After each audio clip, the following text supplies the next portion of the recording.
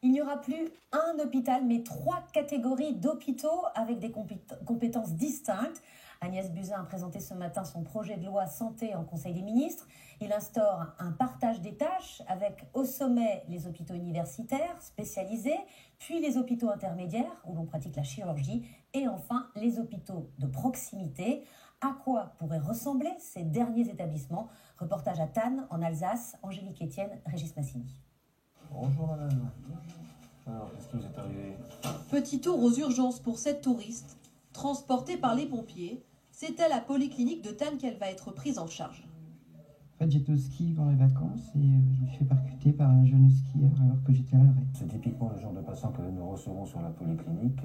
Une patiente accidentée sur une piste de ski, avec a priori un traumatisme de la jambe et un traumatisme facial, sans gravité.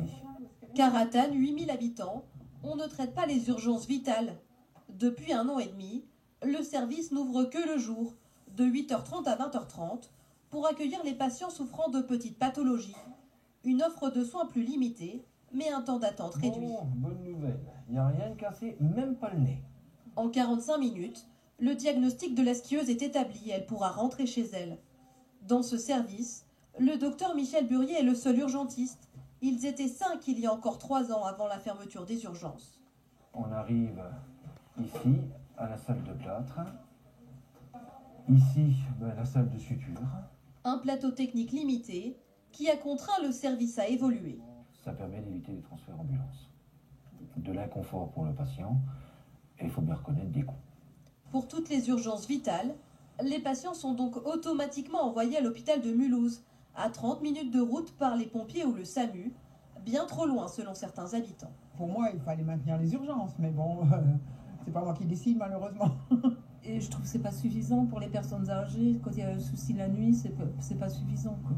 Sur la route, il y a un embouteillage ou il y a quelque chose comme ça, le monsieur qui est transporté, peut-être il perd la vie. Michel Sordier est l'ancien député du secteur. Il avait manifesté contre la fermeture des urgences. Aujourd'hui, il reconnaît que cet accueil de jour est un bon compromis. J'ai pas eu de réclamation, ce qui veut dire que ça donne quand même satisfaction.